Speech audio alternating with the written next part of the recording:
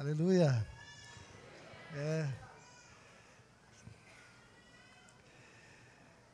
Enquanto estamos ouvindo a palavra, Deus tem falado com alguns de vocês. E como eu sei muito bem que o Senhor é que está presidindo e conduzindo todo esse encontro, então eu quero abrir aqui o microfone para que aqueles que estão ouvindo o Senhor, e pelo menos 3 já me procuraram, tenham a oportunidade hoje, amanhã, terça. Nós precisamos continuar ouvindo aquilo que o Senhor está falando. Como habita em vocês toda a plenitude de Cristo, então precisamos compreender que todos nós temos a palavra de Deus para todos nós nesses dias. Amém? Nelsinho foi um dos que me procurou. Raul, onde está o Raul?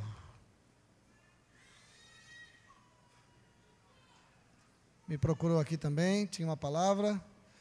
E mais um irmão, não, uma irmã que me falou um texto de Hebreus sobre a ousadia. Ela, por favor.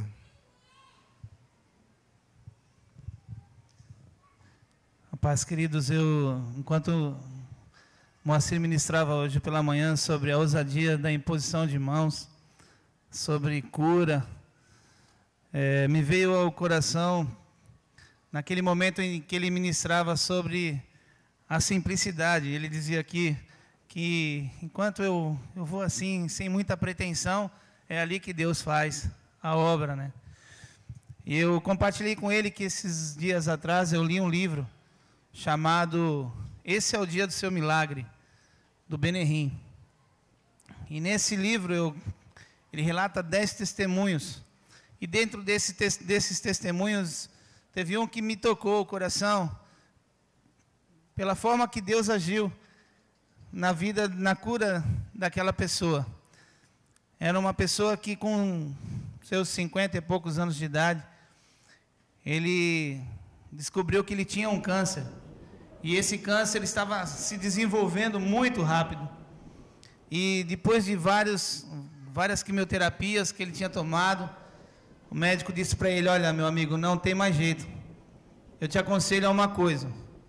Você toma uma quimioterapia muito forte, a mais forte que você vai poder tomar, e depois vai viajar.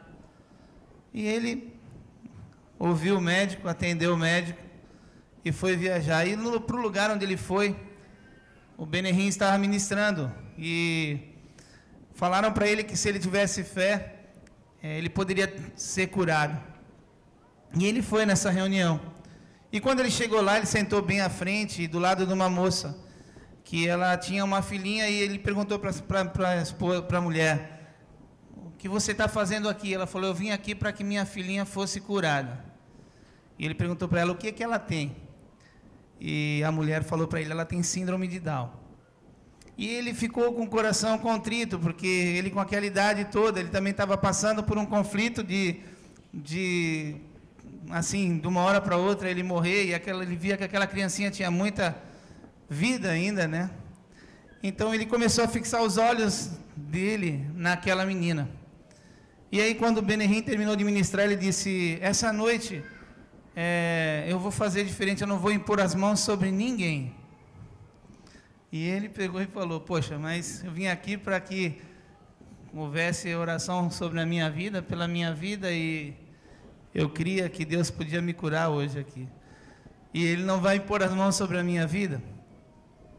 E aí o Benihim falou: bom, você que tem alguém do seu lado que está precisando de uma unção de cura, impõe as mãos sobre essa pessoa que está do seu lado. E ele tirou a visão dele daquilo que estava acontecendo com ele e colocou a visão dele na menina que tinha síndrome de Down. E pôs as mãos sobre a menina e começou a orar. E enquanto o Benihim orava, ele impunha as mãos sobre aquela menina. E naquele mesmo momento a menina veio a ser curada. E aí, depois que a menina veio a ser curada, ele se deu conta de que as dores dele tinham acabado. e ele tinha sido curado. Ele tinha sido um canal para Deus abençoar a vida daquela criança, e ao mesmo tempo, quando ele serviu de canal para que aquela criança fosse curada, ele também recebeu a cura. Então, os médicos não entendem, depois o livro relata, né, o que o médico fala sobre isso, e os médicos não entenderam o porquê, mas ele sabia que ele tinha sido curado pelo poder de Deus, na simplicidade. Quando ele tirou os olhos da doença dele e se preocupou com aquele que estava do lado dele, Deus fez a obra na vida dele. Amém? Podemos aplaudir o Senhor? Aleluia!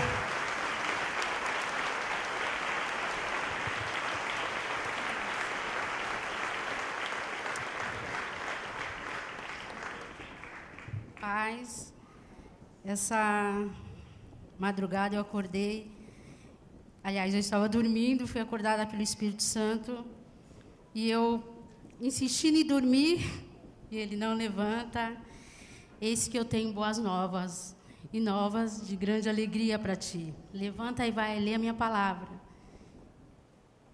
E toda essa ministração que a gente tem ouvido aqui, mastigado, eu estava nesse espírito de adorar mesmo o Senhor, de ver a vontade do Senhor para as nossas vidas. E Deus falando para mim, eu falando, Senhor, eu quero continuar nessa sede, ter essa clareza dessa revelação de tudo que o Moacir tem ministrado. E Deus trouxe um texto para mim, de Hebreus 10, 19.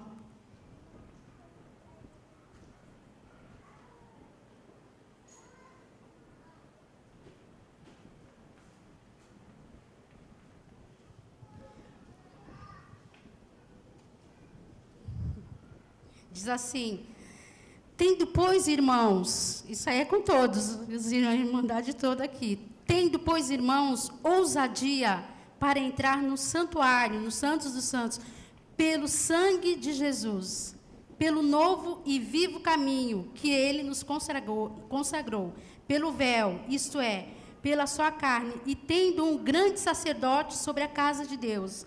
Aí, agora nos diz como devemos chegarmos, né, com ousadia. Cheguemos-nos com verdadeiro coração em inteireza certeza de fé, tendo os corações purificados de má consciência e o corpo lavado com água limpa.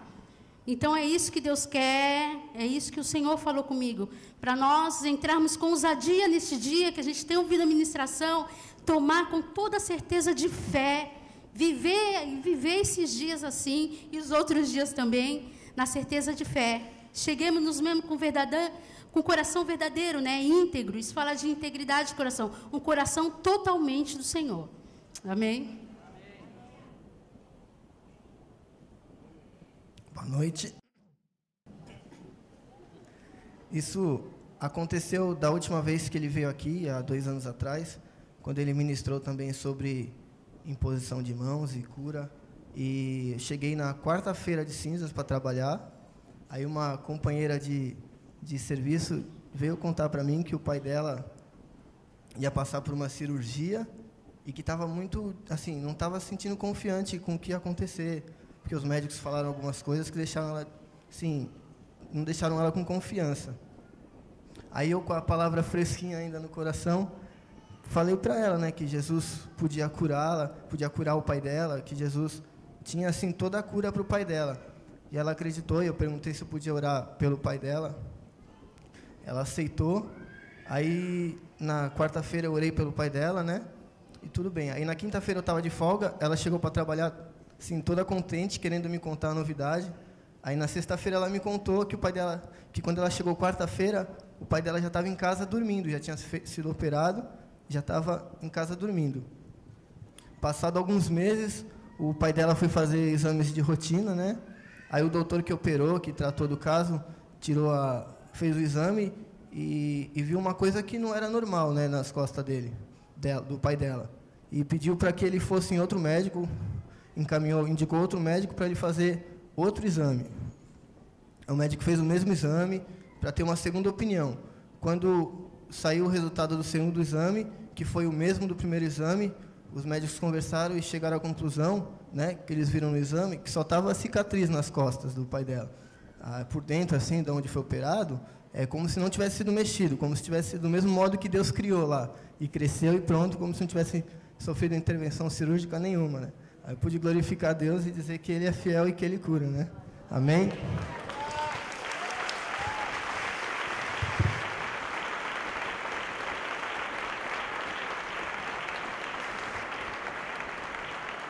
Aleluia! Nós precisamos saber quem realmente somos em Cristo Jesus. E que em nossas mãos está o poder de Deus para destruir fortalezas, anular sofismas. Amém? Para destruir toda a obra do diabo e para fazer conhecido o nome do Senhor. Isso está na igreja. Aleluia. Aleluia. O Espírito de Deus só está na igreja. Só habita na igreja do Senhor. E com poder para manifestar-se. Eu quero dizer a todos vocês que já estão aí praticando tudo que estão ouvindo, né? Estão com ousadia. Que este microfone está à disposição de vocês para darem testemunho, para que o Senhor seja glorificado. Amém? Alegria.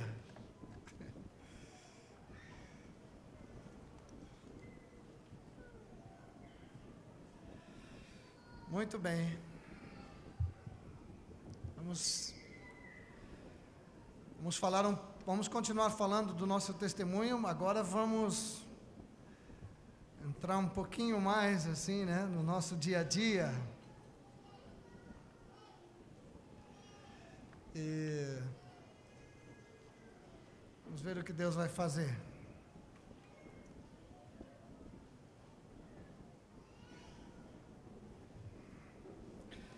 Abram comigo o Salmo 1.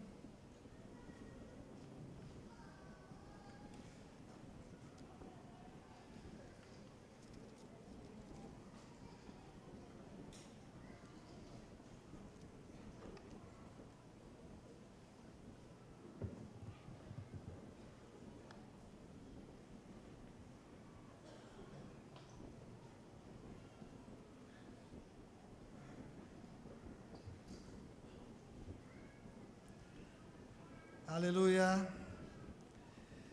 Bem-aventurado o homem ou a mulher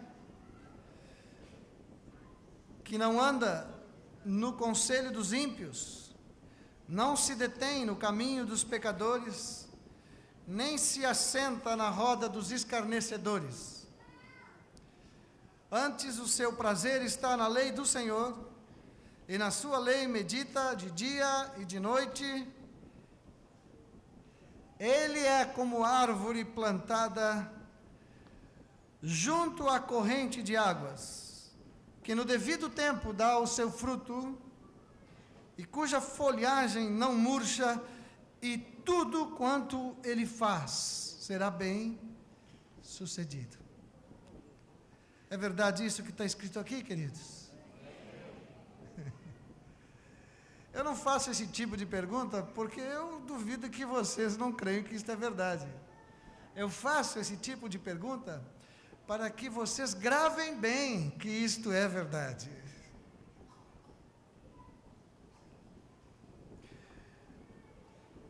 Um dia que eu estava assim lamentando diante do Senhor porque não via resultados na vida de um, de outro, e na minha, o Senhor me fez ler esses versículos aqui. E hoje, continuando a falar sobre o nosso testemunho pessoal, que na verdade nós somos testemunhas de Cristo Jesus, nós vamos ver como expressar esse testemunho sem perder de vista o Senhor e a sua palavra. Vocês notem que neste salmo, no versículo 3, diz que esta pessoa é como uma árvore plantada junto a ribeiro de águas, a corrente de águas. notem bem, no devido tempo dá o seu fruto. Sua folhagem não murcha e tudo quanto faz é bem sucedido. Aí eu digo, mas quem é este sujeito do versículo 3? Porque esta pessoa aqui do versículo 3 é uma pessoa que está vivendo a plenitude de Deus.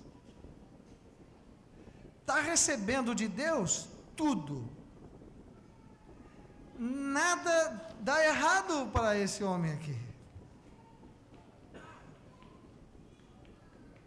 Qual é então o segredo dele? Não anda no conselho dos ímpios.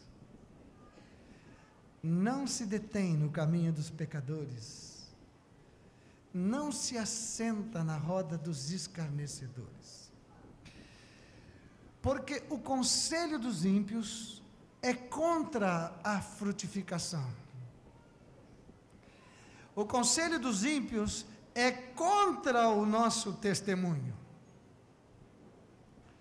O caminho dos pecadores não é Jesus. Jesus é o caminho por onde nós andamos. Se qualquer um de nós para e olha para o caminho dos pecadores, acabou o testemunho.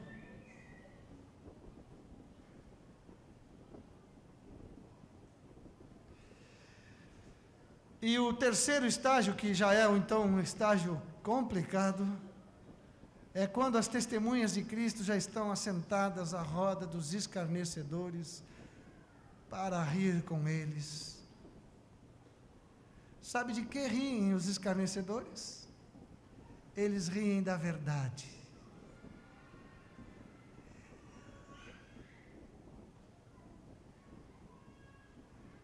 Eu já faz alguns anos, muitos anos, que eu não assisto assim, não fico diante da televisão para assistir esses programas de riso que tem, né? De fazer rir.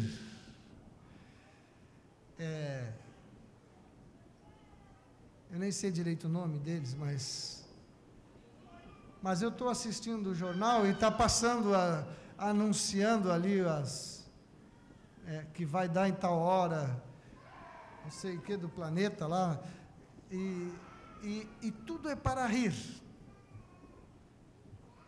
Caceta e Planeta, né? Há outros nomes, eu estou usando esse aí, mas são tão escarnecedores. Um dia eu percebi, há muitos anos atrás, nós lá em casa percebemos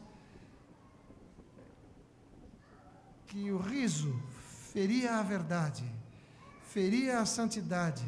Na verdade, o riso era da verdade, era rir das coisas de Deus.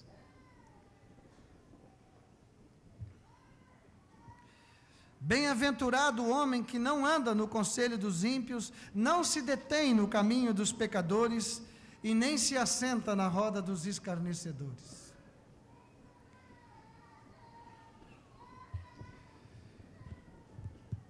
Se nós estamos com nossa vida assim um pouco embaraçada, complicada, se tem algum irmão aí que é espanhol embaraçado, que eu estou falando não é o que o espanhol fala lá, né?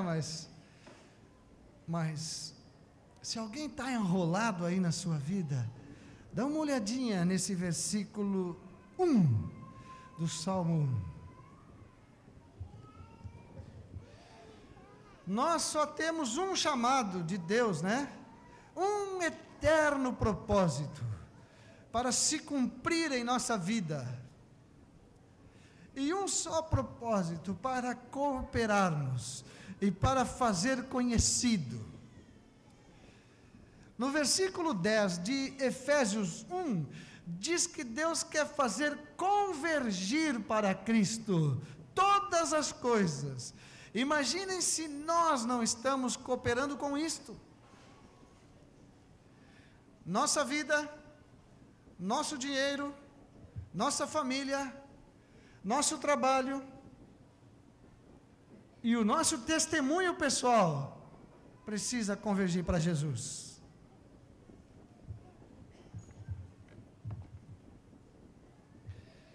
Eu quero mostrar na palavra 2 exemplos hoje aqui para vocês. E oro ao Senhor para que sejam exemplos que sirvam para despertar, para nos acordar, porque o Senhor está assim, de olho em vocês, né? No bom sentido. Seus olhos estão brilhando de alegria porque Ele está vendo um exército poderoso para fazer conhecido o seu nome. Tudo baseado no que estamos vendo nesse Salmo 1.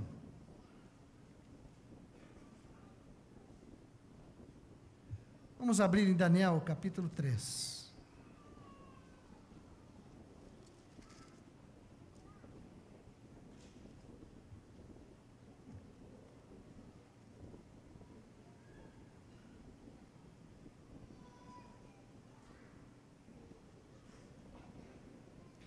Para não lermos, para remirmos o tempo, e vamos ler pouca coisa aqui, eu quero dar um breve relato aqui. Pode ser que tenha ainda aqui alguns irmãos que ainda não tenham lido este livro e nem este capítulo, porque são novinhos ainda na fé.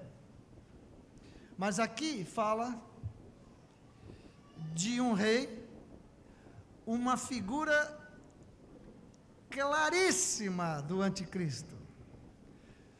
A não ser pelo fato de que este aqui parece que se converte depois, né? Pelo menos dá um sinal claro. O anticristo não. Mas o tratamento que ele dá aqui é muito próprio do tratamento que o anticristo quer dar para a igreja. E vocês vão ver aqui, por que eu falei hoje de manhã, que não somos nós que estamos encurralados. Este rei, Nabucodonosor, olha o que ele fez. Ele edificou uma coisa lá, uma estátua, fez uma imagem de ouro. Vocês já viram de uma imagem que vai ter da besta? Lá no Apocalipse fala isso. Pois este sujeito fez uma imagem, um negócio meio esquisito, tinha 3 metros de largura só e uma altura enorme, né? 30 metros de altura. E ele queria que as pessoas se prostrassem e adorassem a sua imagem. E o servissem.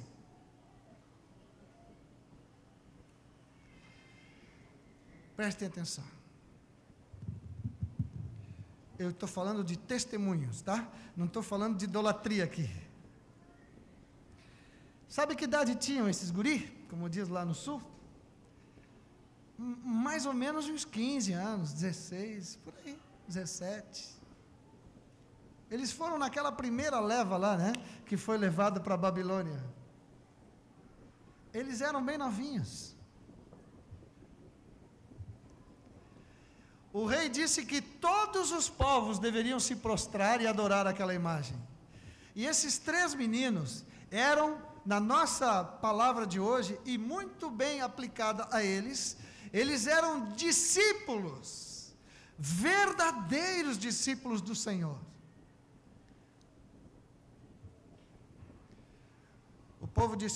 O rei disse, todos se prostrem diante da imagem.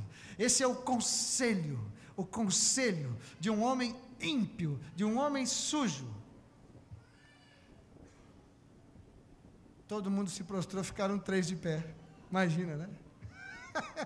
Vocês imaginam todo este salão aqui sentado e 3 jovenzinhos de pé. Eu até ia fazer isso lá em Porto Alegre, quando eu ministrei essa palavra, eu fiz assim. Todos ficaram de pé, eu digo, tá, agora todos podem sentar. Daí sentaram, ficaram aqueles 3 de pé. E lá, os irmãos mesmo, a congregação, olhavam para eles e começaram a rir, porque acharam que estavam distraídos. Ficaram de pé. E esses 3 ficaram de pé. E aí a turma pegou firme, olha, foram lá no rei e fizeram toda aquela conversa.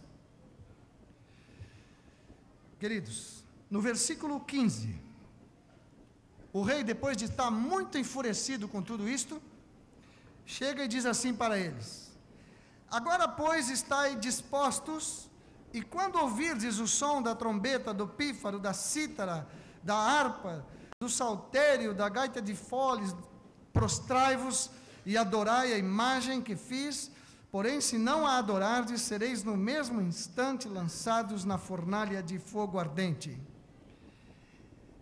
Prestem atenção, assim é a ameaça do diabo, né? Assim que ele ameaça, assim que ele vai ameaçar aí, quando estiver o anticristo pensando que está no governo, né? É assim, se vocês não adorarem a besta, vocês vão ser lançados na fornalha.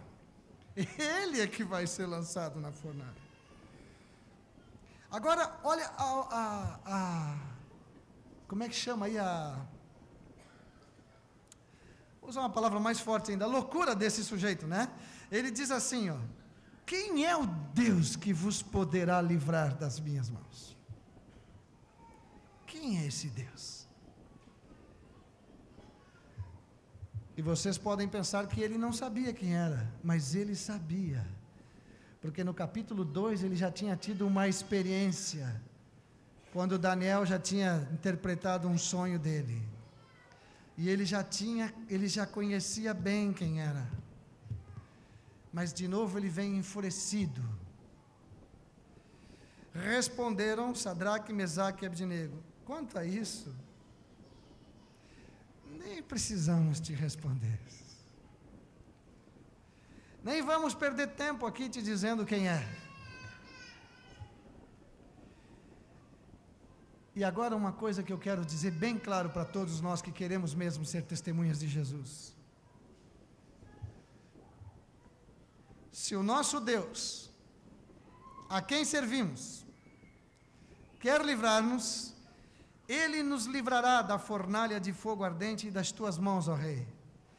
Se não, se Ele não quer livrar-nos, se nós vamos continuar nessa dureza aqui e vamos para o fogo, fica sabendo, ó Rei, que não serviremos a teus deuses e nem adoraremos a imagem de ouro que levantaste. A nossa entrega ao Senhor e o nosso compromisso com Ele é incondicional. Nós nos entregamos a Ele e somos testemunhas dEle, sem nenhuma outra condição, a não ser o fato de que amamos o Senhor. Já foi ministrado aqui com vocês as características de um discípulo, né? E a primeira delas é que o discípulo é aquele que ama.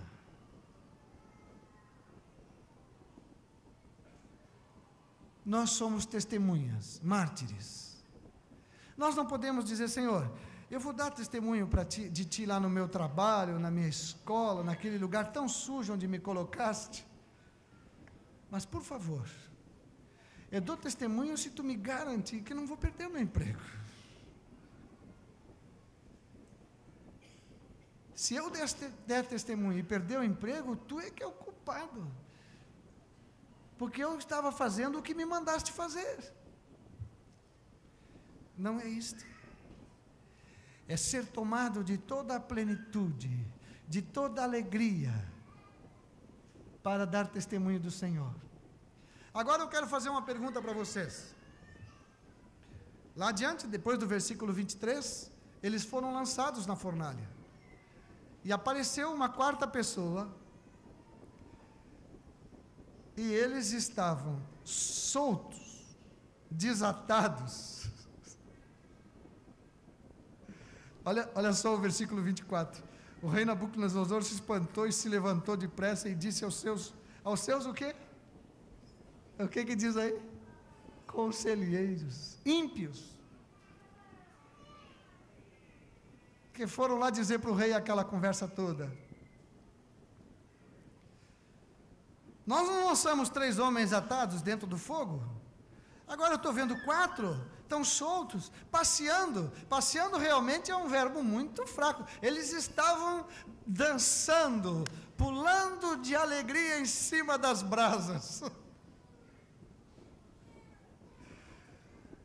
E tem um quarto lá dentro, semelhante a um filho dos deuses. Eu quero fazer uma pergunta para aqueles que têm algum temor de dar testemunho de Cristo no meio das trevas. Fazer uma perguntinha. Qual era o lugar mais seguro, onde realmente dava para se sentir seguro?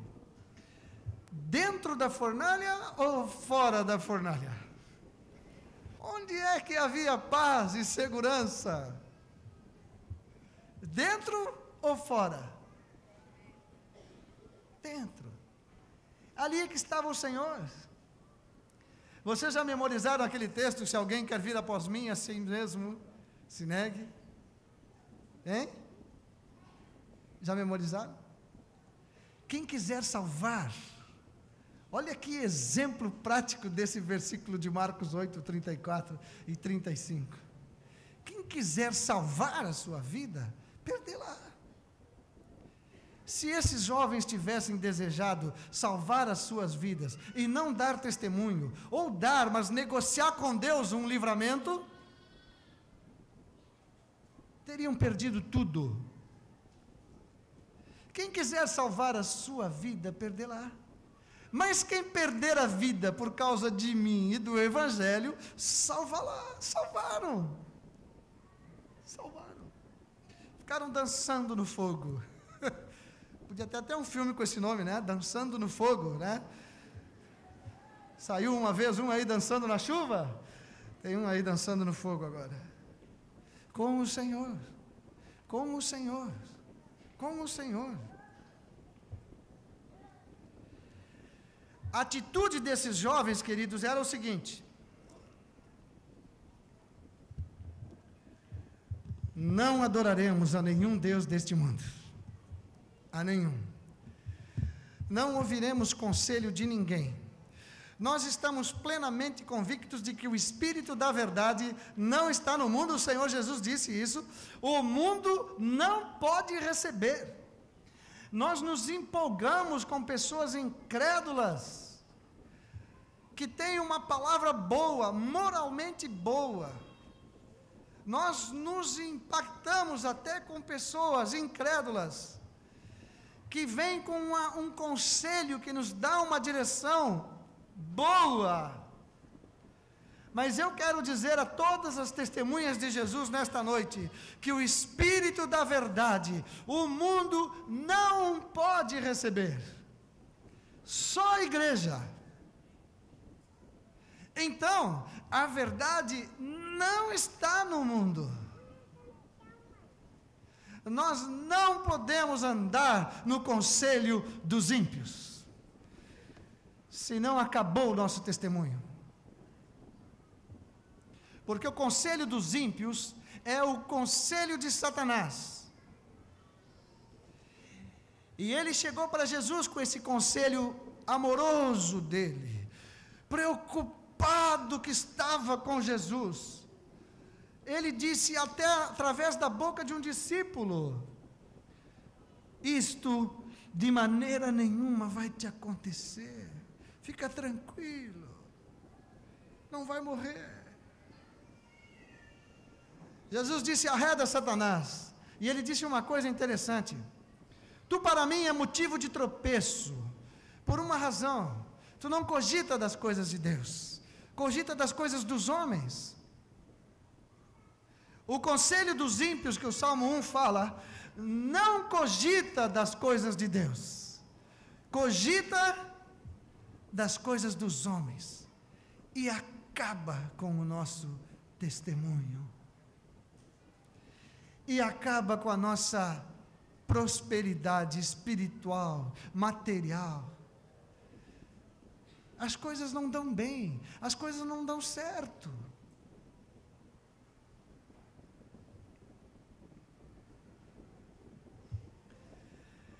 Os jovenzinhos disseram: não seguiremos o caminho dos povos.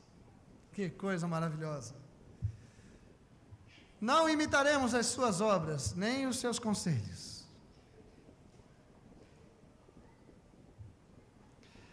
Onde nós queremos estar? Em que lugar seguro queremos estar? Vocês não precisam estar na fornalha, mas vocês precisam estar sempre onde Jesus está. Sem Ele, nada podemos fazer. Dar testemunho de Jesus, sem estar com Ele, não tem como. E esses 3 jovens pregaram a palavra lá no fogo. Por quê? Saindo de lá, o rei disse que era para adorar ao Deus de Sadraque, Mesaque e Abednego. Não era para adorar nenhum outro Deus. Vocês querem ver isso? Está escrito no versículo 28.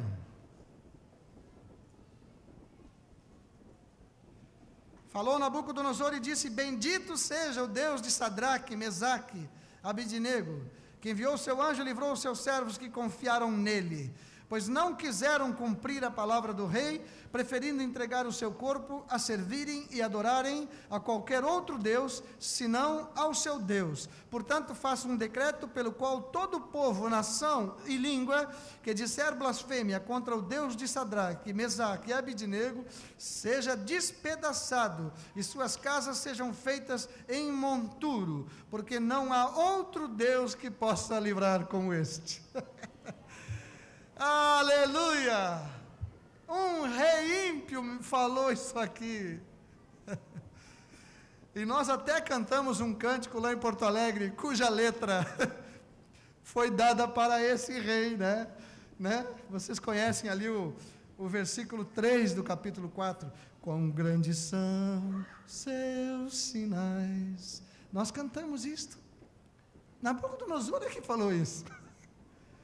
Mas só depois que esses 3 jovenzinhos não seguiram o conselho dos ímpios, não amaram sua própria vida, mas se entregaram ao Senhor incondicionalmente. Senhor, não é se tu me fizer isso ou se tu me fizer aquilo, né? Não é se eu faço isso e tu me devolve isto. Não, eis-me aqui. E pronto.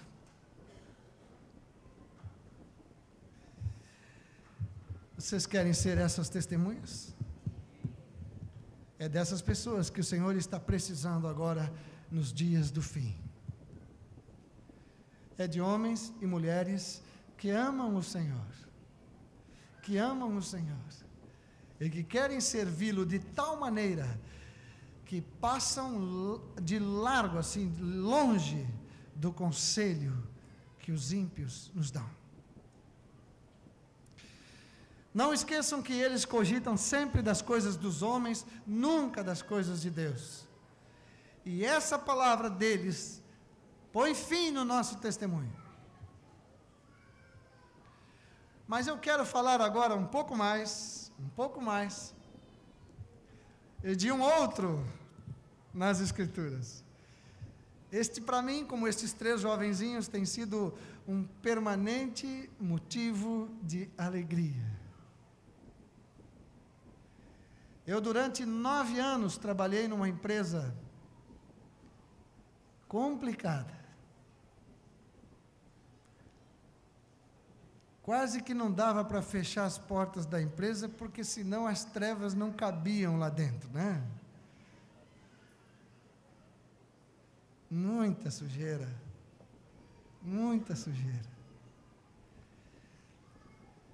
Tudo o que vocês imaginam.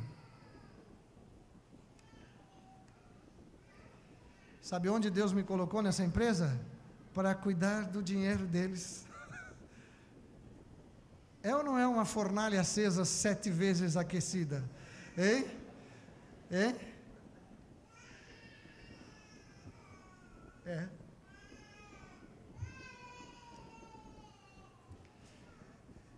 E logo no início eu cansei, digo, deu, saí de lá.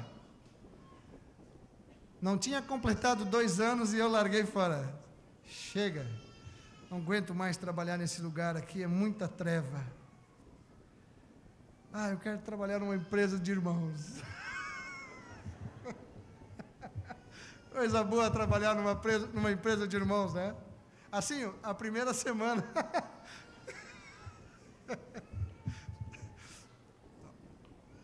Deixa pra lá. Aleluia.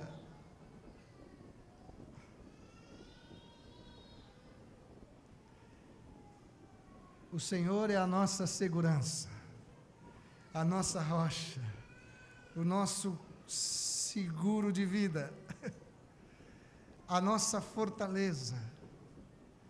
O Senhor, o Senhor. Vamos abrir as Escrituras em Gênesis,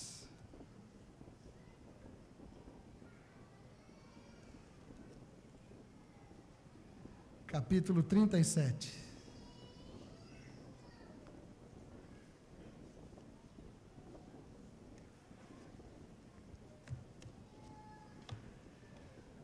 Qual é mesmo o lugar mais seguro?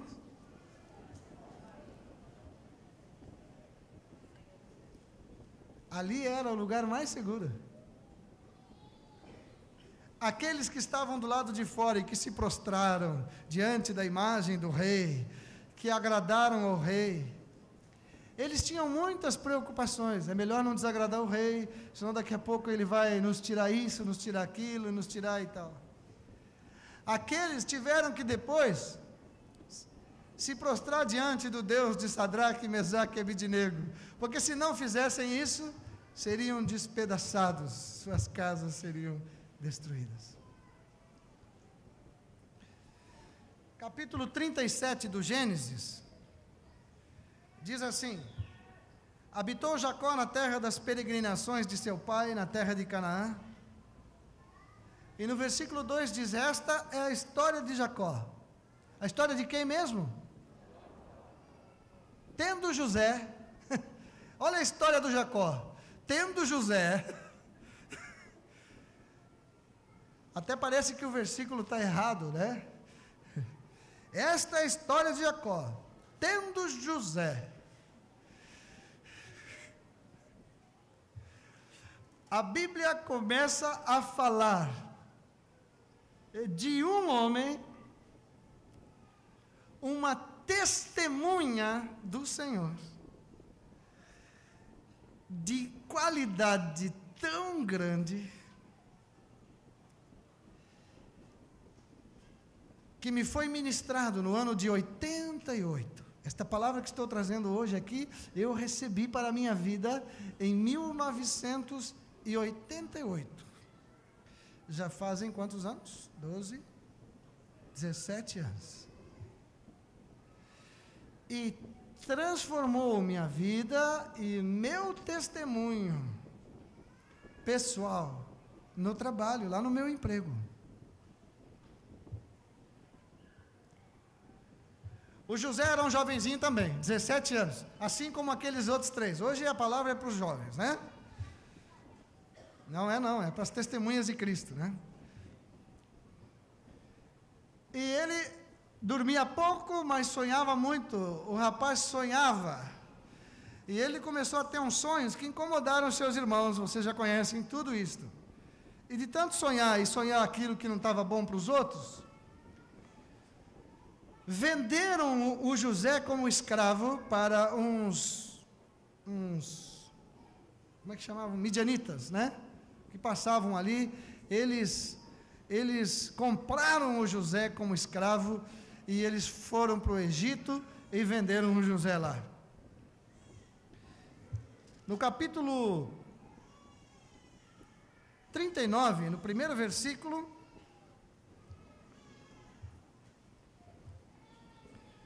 José foi levado ao Egito e Potifar, oficial de Faraó, comandante da guarda egípcio, comprou-o dos ismaelitas que o tinham levado para lá. Ele foi vendido como escravo. Agora vamos dar uma olhadinha aqui nele e em nós, na vida dele e na nossa. Eu estou falando de alguém que vocês vão ver pela Escritura hoje, uma verdadeira testemunha do Senhor.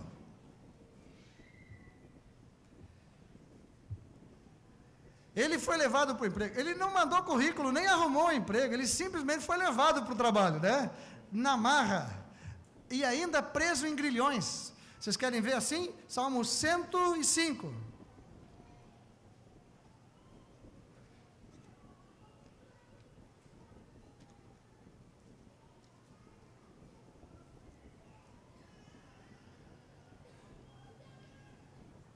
105:17. Adiante deles enviou um homem, José, vendido como escravo, cujos pés apertaram com grilhões, e a quem puseram em ferros, até cumprir-se a profecia a respeito dele e tê-lo provado a palavra do Senhor. Viram? José foi amarradinho para lá. Não tinha direitos trabalhistas, não estavam ainda com a CLT pronta naquela época, não tinha sindicato para defendê-lo, não podia fazer greve, nós também não podemos. Não tinha para quem reclamar.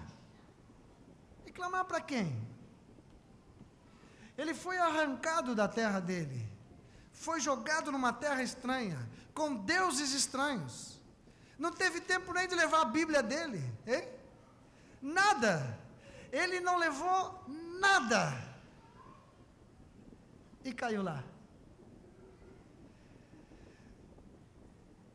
Se eu fosse o José, e eu sei que seria assim, porque eu procedi assim antes de me falarem esta palavra de José. Senhor, só um pouquinho, Senhor. Passei todo o feriado lá ouvindo sobre testemunhas de Jesus, teu poder se manifestando através da minha vida para curar enfermos, para ressuscitar mortos. Mas olha aqui onde é que eu estou.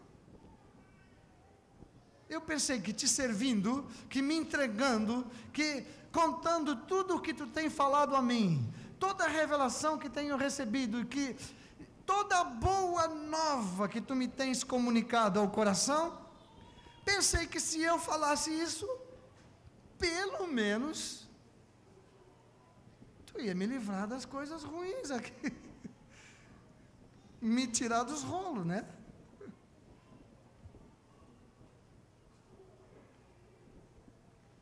Mas José não falou nada disso. José nem pensou assim, mas olha, eu fui fiel a Deus de todo o coração. Olha no que deu a minha fidelidade. Acabei jogado aqui, os pés tudo sangrando por causa daquelas correntes, que não eram correntes assim com um veludinho por dentro, né? Marcado. Eu creio que até no pescoço colocavam alguma coisa. Mas só um pouquinho.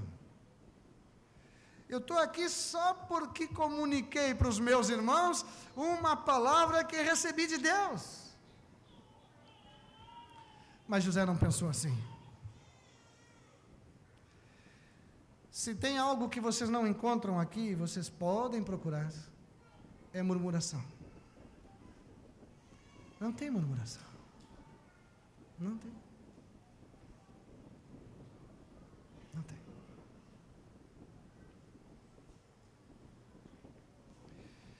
E que empreguinho, hein, gente?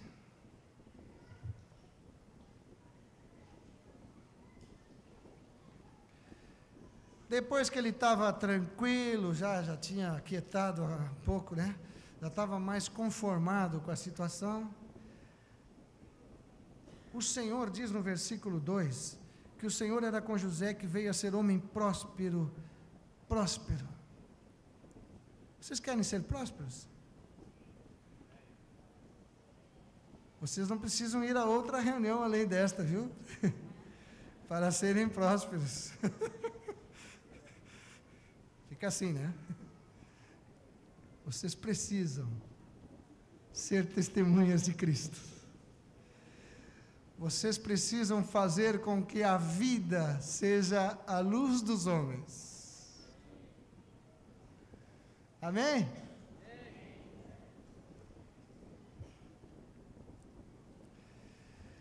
Versículo 3, vendo Potifar que o Senhor era com ele, e que tudo o que ele fazia, o Senhor prosperava em suas mãos, logrou José mercê perante ele a quem servia, e o pôs por mordomo de sua casa, ele lhes passou as mãos tudo o que tinha.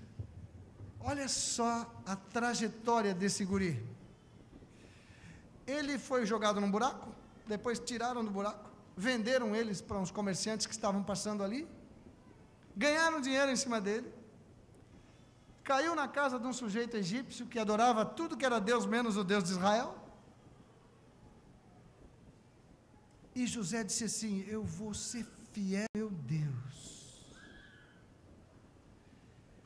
Eu vou ser fiel ao Deus de Abraão, de Isaque e de meu pai Jacó. E acabou. Não importa, como disseram os jovenzinhos hebreus lá de Daniel 3, não importa se ele vai me tirar do Egito e vai me levar de volta para Israel. Não importa se ele vai favorecer a minha vida aqui. Não importa. Não importa o que ele vai fazer comigo. A minha vida eu entreguei. E o Senhor imediatamente fez com que José prosperasse. Lembram do versículo 3 do Salmo 1? Tudo o que ele faz será bem sucedido. Não diz lá? Quem é que tudo o que ele faz será bem sucedido? Aquele que não anda no conselho dos ímpios, não se detém no caminho dos pecadores e não se assenta à roda dos escarnecedores. José foi assim, e o patrão dele ficou tão maravilhado com ele, que entregou tudo na mão dele. Aconteceu depois destas coisas, que a mulher de seu senhor pôs os olhos em José e lhe disse: deita-te comigo. Ele, porém, recusou e disse à mulher do seu senhor: tem-me por mordomo o meu senhor e não sabe do que há em casa, pois tudo o que tem me passou ele às minhas mãos. Ele não é maior do que eu nesta casa, e nenhuma coisa me vedou senão a ti, porque é sua mulher. Como, pois, cometeria eu tamanha maldade? Pecaria contra quem, gente? Olha só! Como, pois, cometeria eu tamanha maldade e pecaria contra Deus? De quem estamos falando? De uma testemunha, que é como uma árvore plantada junto à corrente de águas, que no devido tempo dá o seu fruto, cuja folhagem não murcha, e tudo o que faz é bem sucedido. Aí vem Satanás, cogitando das coisas dos homens. Vocês agora sabem bem como discernir quando é o diabo e quando é o Senhor. Paulo disse: nós não ignoramos os seus desígnios. E os desígnios de Satanás é pôr fim ao nosso testemunho. O Senhor encheu vocês do Espírito Santo, está transbordando, tem poder para curar todos os enfermos dessa cidade. Mas Satanás vai sempre tentar dar um conselho para vocês. Vai sempre ajudar vocês a se preocuparem com aquilo que é de vocês. Eu fiquei pensando, esse jovem tinha 17 anos, 18 anos. Ele era um menino virgem, com certeza. Estava abandonado, tinham jogado ele fora. Estava lá tirado na casa de um homem ímpio. E cadê Deus? Aí aparece uma mulher. Ele poderia dizer: uma mulher.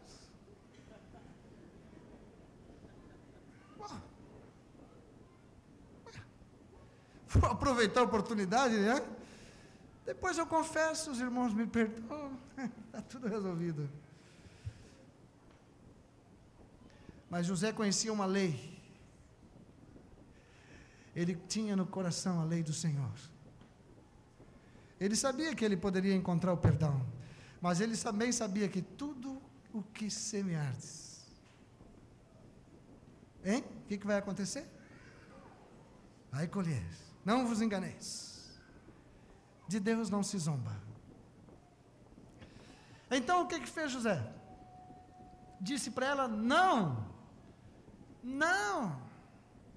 Como que eu vou pecar contra o meu Deus? E ele estava falando isso lá no Egito. Daí a mulher aprontou para ele, né? Pegou a roupa dele e daí jogaram ele na cadeia. Aí olha só, cai lá na prisão. Na prisão, você não sabe o que era aquela prisão lá, né? Não era essas prisões de controle remoto, assim, abre as grades, fecha grades. Não. Eram lugares feitos nas pedras, assim. Quando colocavam alguém lá, já prendiam o pé do sujeito com um ferro. Aí o José, não, agora deu. Agora deu. Me tirou da minha casa, me jogou para cá, eu querendo ser uma testemunha dele.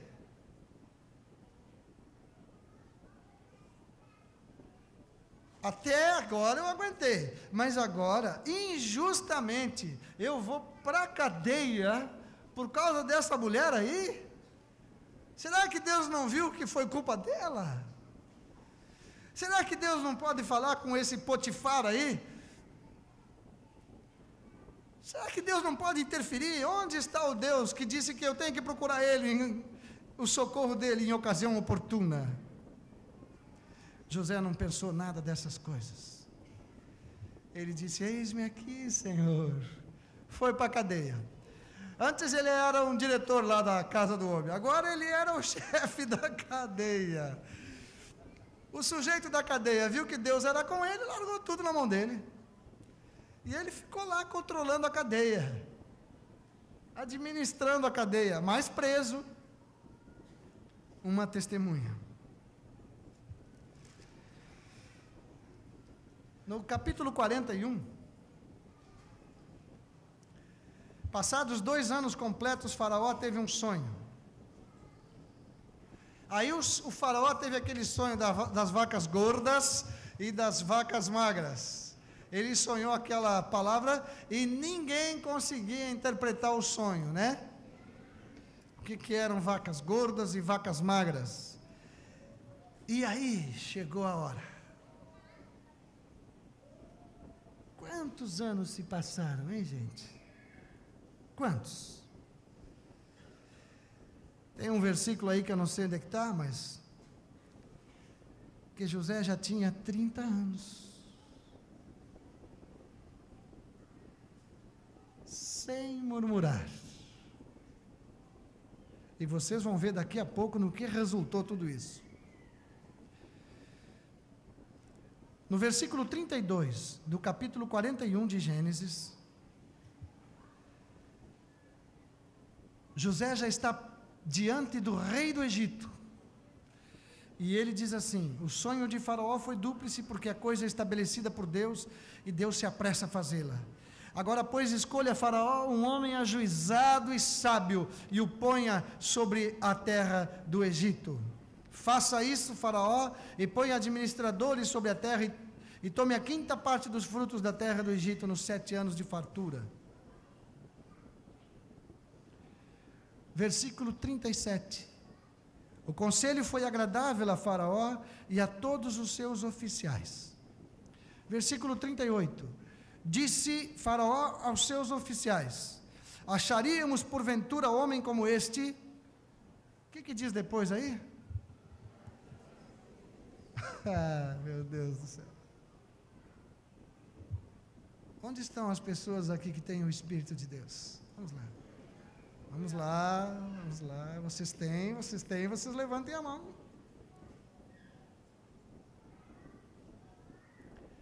Faraó não disse assim: para governar o Egito, uma nação tão célebre, tão poderosa, nós precisamos de um cara que seja formado em economia, que tenha doutorado, mestrado, que seja PhD,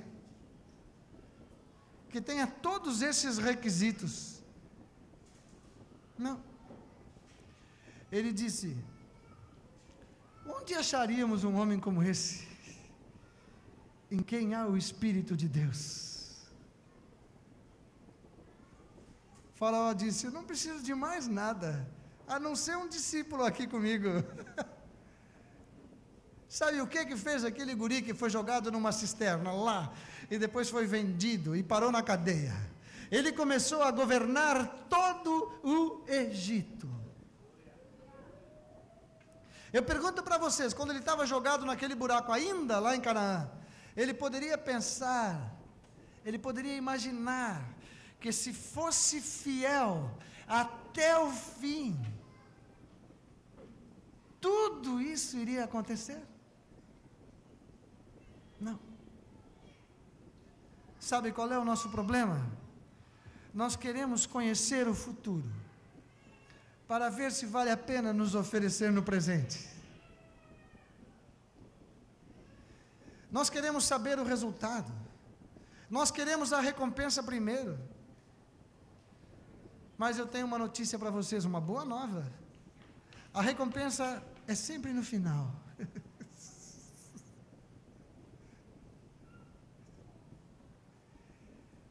A minha oferta é agora. Se eu quero ser testemunha, é agora. No trabalho. Agora vocês já conseguem dar graças a Deus pelo emprego que tem, né, amados? Aquele patrão de vocês agora já não é tão ruim, né? Mesmo que seja um irmão, já não é tão ruim, né? Já é uma bênção.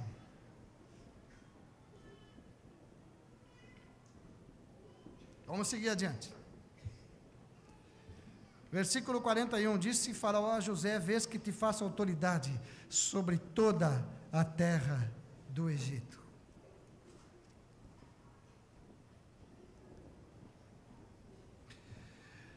No capítulo 45, disse José aos seus irmãos, agora, chegai-vos a mim, e chegaram-se. Então disse José, eu sou José, vosso irmão, a quem vendestes para o Egito. Agora, pois, não vos entristeçais, nem vos irriteis contra vós mesmos, por me haverdes vendido aqui, porque para a conservação da vida, Deus me enviou adiante de vós. Possível compreender isso, queridos?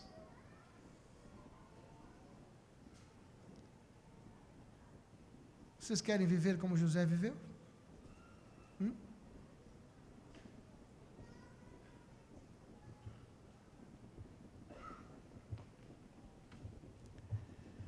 Quantas lâmpadas estão ligadas aqui em cima? Não olhem para cima. Não olhem. Vocês têm ideia? Não tem. Sabe por que vocês não têm ideia? Porque está gostoso aqui, né? Dá para olhar a Bíblia e dá para ler. Tem muita luz. Mas se nós desligarmos tudo e apagarmos todas elas e não vier luz nenhuma lá de fora, como vai ficar isso aqui? Totalmente escuro. Daí nós acendemos uma vela, uma única vela de 50 centavos, branquinha, por precaução, né?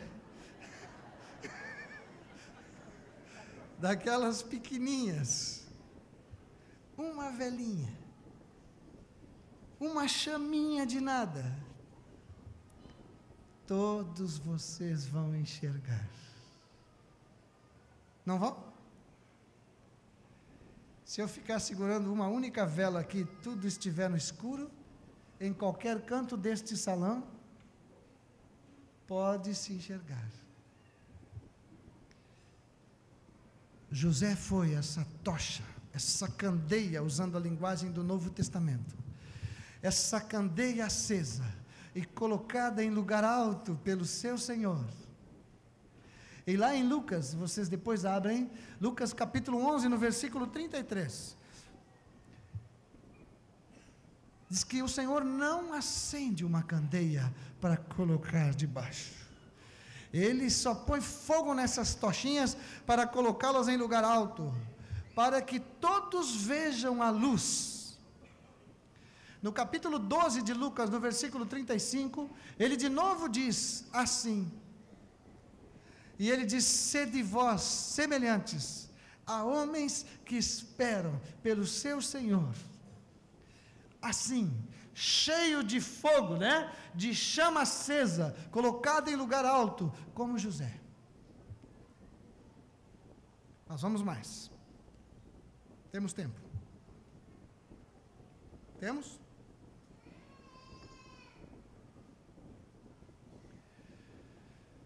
Anotem só aí, Isaías 53:10, não vamos abrir, mas lá em Isaías 53:10 diz que o Senhor agradou moê-lo e fazê-lo enfermar, quando der ele a sua alma como oferta pelo pecado.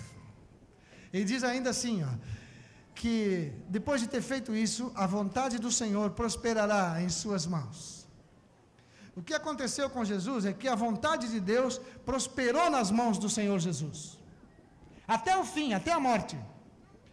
O que aconteceu com José é que a vontade do Senhor prosperou nas mãos de José, até o fim.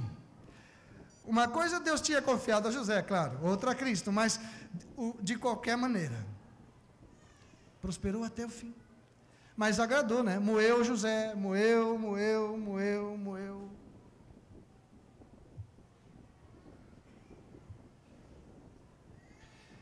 Satanás sempre vai se levantar para pôr um fim no nosso testemunho.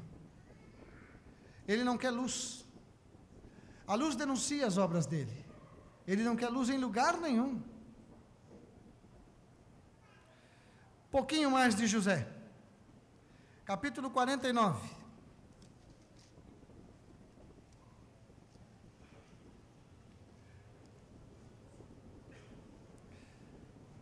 Versículo 22.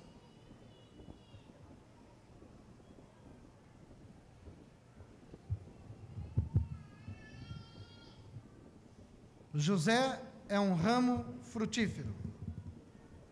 Ramo frutífero junto à fonte. Junto à fonte. Onde vocês leram sobre ramos frutíferos fora do Gênesis? Hein? João 15. Então, se vocês querem entender o João 15, está aqui o ramo. Se vocês querem entender Marcos 8:34, está lá os jovenzinhos de Daniel 3.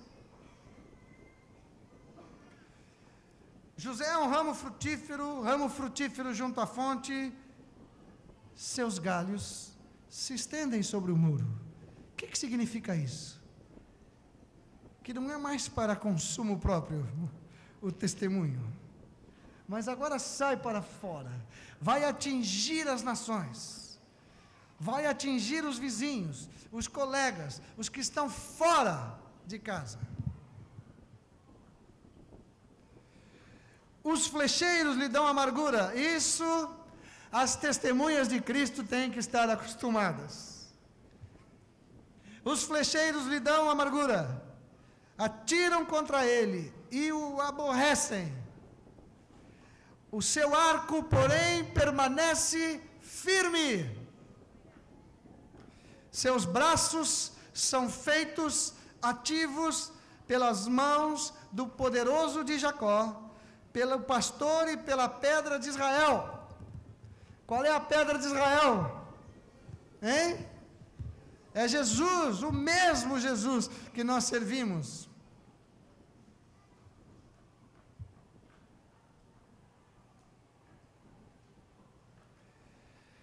Deuteronômio capítulo 33.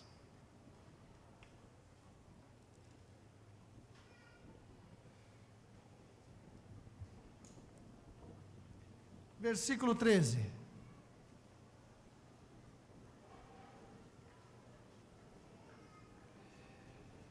De José disse: bendita do Senhor seja a sua terra, com o que é mais excelente dos céus, do orvalho e das profundezas, com o que é mais excelente daquilo que o sol amadurece e daquilo que os meses produzem, com o que é mais excelente dos montes antigos e mais excelente dos outeiros eternos, com o que é mais excelente da terra e da sua plenitude, e da benevolência daquele que apareceu na sarça, que tudo isto venha sobre a cabeça de José, sobre a cabeça do príncipe entre seus irmãos. Que tal? Como diz lá no sul, que tal? Notem que tudo isso aqui, mas olha, bota prosperidade nisso, hein, gente? Esta prosperidade excede a qualquer prosperidade prometida nos tempos modernos. O Senhor fez isso com José. E Ele faz isso com todo o ramo frutífero. Todo. Quais? Todos os ramos frutíferos. Todos. A bênção de Deus, a provisão de Deus, o sustento de Deus, a prosperidade de Deus, a abundância de alegria, porque é um vaso útil na mão do seu Senhor. Agora vamos meditar um pouquinho ainda em José. Eu não sei se vocês já pararam para pensar, mas veio uma seca que ia vir de qualquer jeito, ia vir, 7 anos, veio para matar. Por causa da fidelidade de José, toda a nação de Israel foi salva, toda.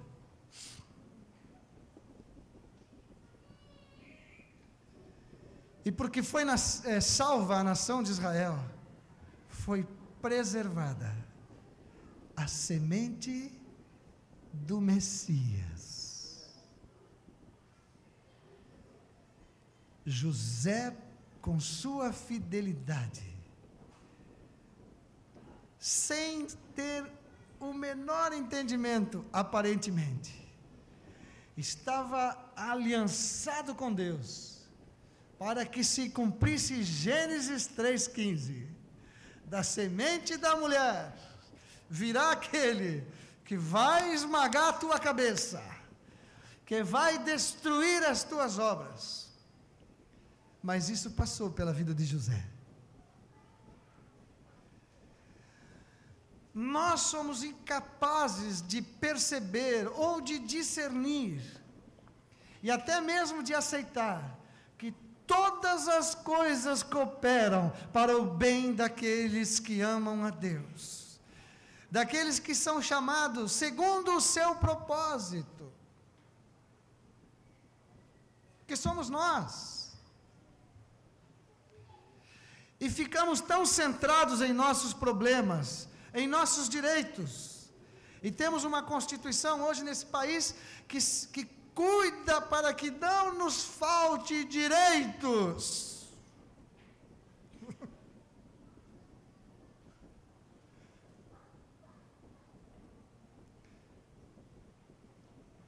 Nós cuidamos destas coisas, esquecemos do testemunho. O Senhor Jesus disse assim: brilhe também a vossa luz diante dos homens, assim como a de José, assim como a dos apóstolos, assim como a de Paulo, Pedro, todos os que falamos hoje. Assim brilhe também a vossa luz diante dos homens, para que vejam as vossas boas obras e glorifiquem o vosso Pai que está nos céus.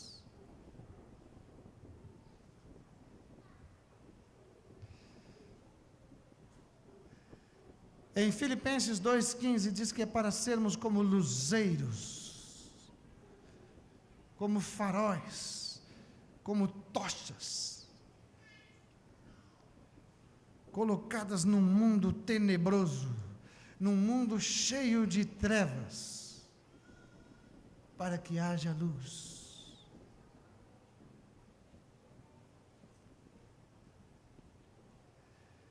Jesus disse: eu sou a luz. Depois ele diz: vós sois a luz dos homens. A preocupação é que o testemunho da luz não se apague neste planeta, para que os homens sejam salvos, e para que aqueles que não querem ser salvos se tornem indesculpáveis diante de Deus. Hoje de manhã falei que os homens vão dizer, a palavra diz que quando andarem dizendo que há paz e segurança, eis que lhes sobrevirá a repentina destruição. Eu falei também que a paz e a segurança é o Senhor. Vocês sabem que a humanidade está desesperadamente atrás de paz e de segurança, porque a violência é muito grande. Agora vamos olhar isso com bons olhos. A humanidade anda atrás de paz e segurança. A humanidade anda atrás de Jesus. Dá para notar assim? Vocês conseguem perceber que essas pessoas que não querem ouvir de Jesus, elas na verdade estão procurando o Senhor? Estão procurando. A questão toda é que elas só podem encontrar o Senhor em vocês. Em vocês. Em vocês. Em mim. Em todos nós. Elas precisam tocar em Jesus, que está aqui. Precisam tocar. Precisam ser tocadas pelo Senhor. Precisam receber a manifestação do poder, do amor, do cuidado de Jesus. Por isso o nosso testemunho, que é o que estamos tratando aqui. Naquele livreto 2 que vocês já devem ter lido aqui, fala que primeiro damos um gancho, depois damos o testemunho, depois proclamamos a palavra, o propósito eterno, né? Aqueles desenhos aí que temos, né? Até sobre isso eu entreguei para o Anderson. Vocês conhecem o Anderson? Aleluia, viu que eu falei, enchi a boca aqui para falar o nome dele, né? Anderson. Então, ele tem um PowerPoint, um negócio que se chama PowerPoint, aí se ninguém sabe, se alguns não sabem. Mas nós desenvolvemos um PowerPoint para proclamar o propósito de Deus, passo a passo, com os textos, com tudo prontinho. Está muito bom, para colocar no computador, assim, na empresa, né? Quando, depois que deu o testemunho, possa proclamar para os seus colegas. Primeiro deixa que o Senhor Jesus brilhe, pois proclama o propósito de Deus. Porque daí cai numa terra boa, já está sacudida pelo testemunho de Cristo, né? Aí depois que o pecador já viu Jesus em vocês, ele já começa a dizer, eu preciso de Jesus. Ah, bom, agora senta aí que eu vou proclamar para ti o propósito de Deus. Vocês querem ser essas testemunhas? Há uma alegria no espírito aqui muito transbordante, né? E essa alegria está contagiando a todos nós. E o Senhor está dizendo para vocês todos que Ele está contando com vocês e que nós precisamos dar um fim na apatia, na mediocridade, um pouquinho mais forte essa palavra, mas às vezes a gente fica com uma vidinha tão medíocre, né?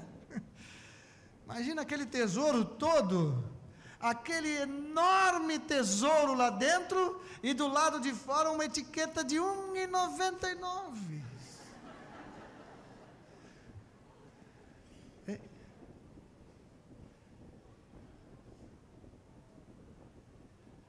Tesouro está aí. Tesouro está aí. Dá uma tocadinha no tesouro aí. Onde acharíamos homens e mulheres como estes, em quem habita o Espírito de Deus? Onde acharíamos? Só aqui, só na igreja do Senhor. Há outros na cidade, viu? Não estou dizendo que é só esta congregação. Há outros na cidade. Mas é com vocês que Deus está falando hoje. É com vocês. Tirem a plaquinha aquela de R$1,99, viu? Botem um enorme de um outdoor assim. Aqui habita o Rei dos Reis, o Senhor dos Senhores, que é poderoso para salvar, para curar, para ressuscitar os mortos, para destruir toda a obra do diabo. Hoje veio um casal aqui me falar de uma obra do diabo. Eu disse isso para eles. Aqui habita o Rei dos Reis. Se eu estiver lá na fornalha de fogo, os que ficam do lado de fora estão encurralados. Mas eu não. Eu estou onde está o Senhor? Onde está o Senhor? Sem mim, nada podeis fazer. Vamos ficar de pé.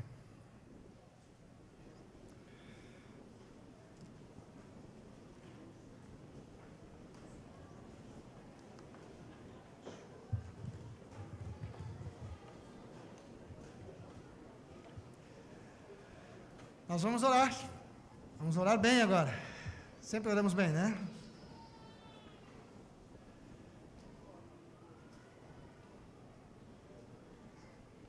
Tem alguém que tem alguma palavra do Senhor aqui? Que queira dizer? Quer falar aqui? Em primeiro lugar, eu quero pedir perdão a Deus e à igreja, porque logo ontem, quando eu estive aqui, há dias Deus me falando através dessa palavra. E quando Ele falou das boas novas, Deus falou comigo de novo nesse versículo, e pela manhã eu cheguei aqui. Você falou assim: leva essa palavra para a minha igreja. Aí eu lembrei daquele profeta que ele colocou o algodão pela primeira vez e falou: Senhor, se esse algodão amanhecer seco e ao redor molhado, eu sei que veio de ti. Aí voltei agora à tarde com essa palavra. Aí eu sentei ali, eu falei, e antes de tudo eu orei para o Senhor: Senhor, se essa for a tua vontade, com o irmão, chame alguém para trazer essa palavra. Aí na segunda vez eu ia começar a orar, ele falou assim: olha, se tem algum irmão aqui, traz essa palavra. Aí agora ali de novo orando: Senhor, olha, não fique irado comigo, mas o Senhor faça alguma coisa. Aí ele: se tem algum irmão, eu falei: Senhor, me perdoa, tenho que ir. Não posso reter aquilo que Deus tem para nós.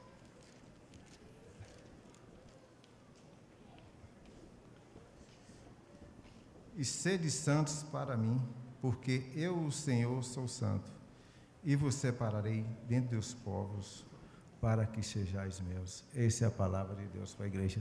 Nós somos separados para Deus.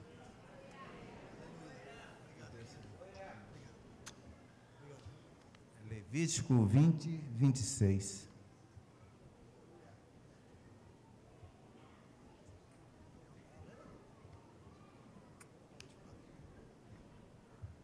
Paz, igreja. Enquanto o Moacir ministrava, Deus falava no meu coração o seguinte, que sobre Sadraque, Mesaque e Abednego, e lembrava de Daniel também, né, na cova dos leões. E Deus ministrava no meu coração o seguinte, que Deus, Ele não nos livra da fornalha, mas Ele nos livra do fogo. E Deus também não nos livra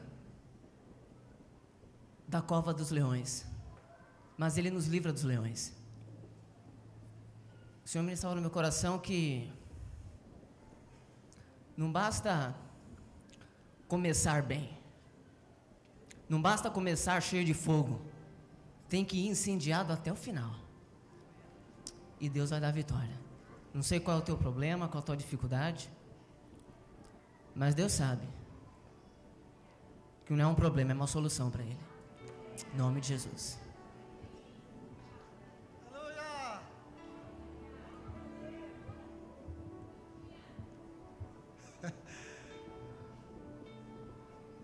Uma nação de testemunhas. Meu Deus do céu, hein? Vocês vão passar pelas pessoas e vão dizer: o que aconteceu? De mim saiu o poder. Hein?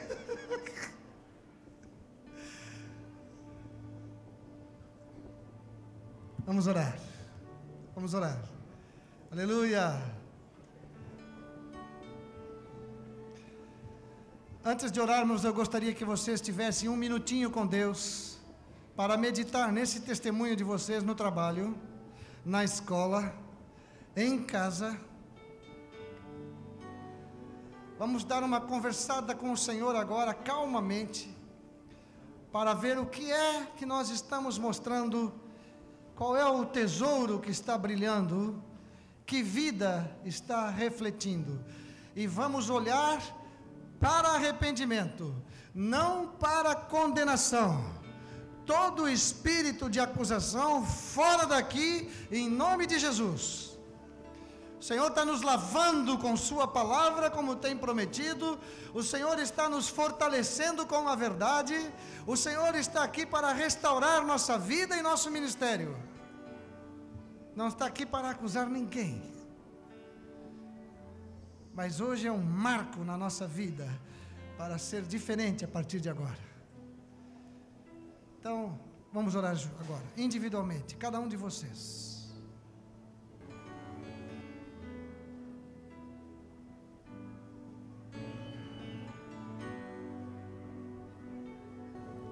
Ouve, Senhor, a nossa oração. Abrimos o coração diante de Ti. Declaramos que nós cremos que Tu ressuscitou dos mortos, que Tu está vivo. Tens nos justificado de todo o pecado, de toda a iniquidade. Obrigado, Senhor.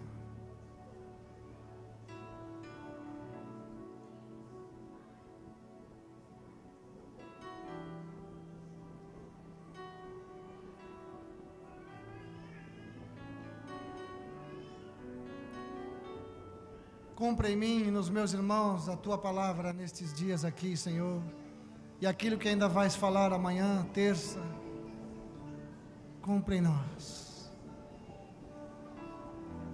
Queremos ser testemunhas vivas, mas sem Ti nada podemos fazer.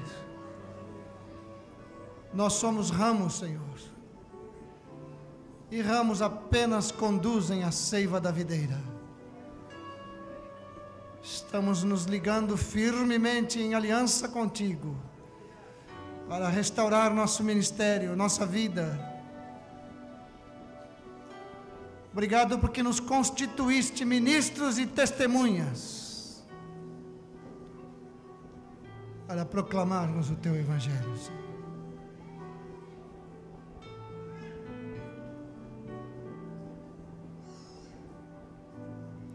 Eu oro agora por mim e pelos meus irmãos.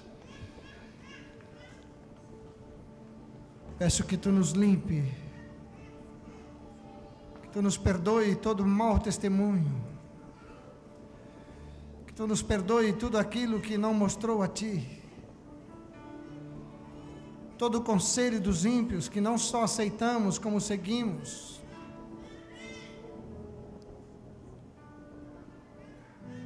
Tudo aquilo que nos pareceu correto, mas está em desacordo com Tua palavra, Senhor.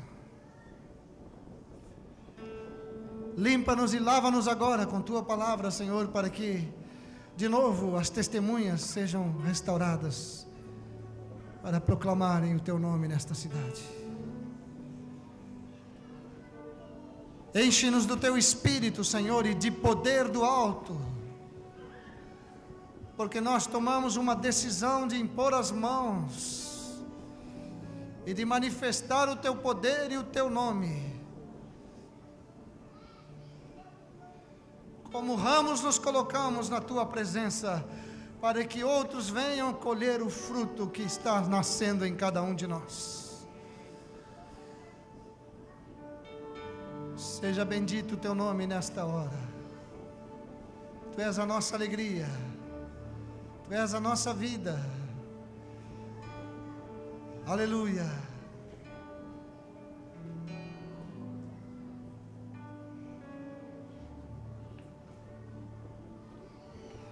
Graças, porém, a Deus, que em Cristo sempre nos conduz em triunfo, e por meio de nós manifesta em todo lugar a fragrância, o perfume do seu conhecimento. Nós te damos graças. Somos vasos nas mãos do oleiro. Aleluia.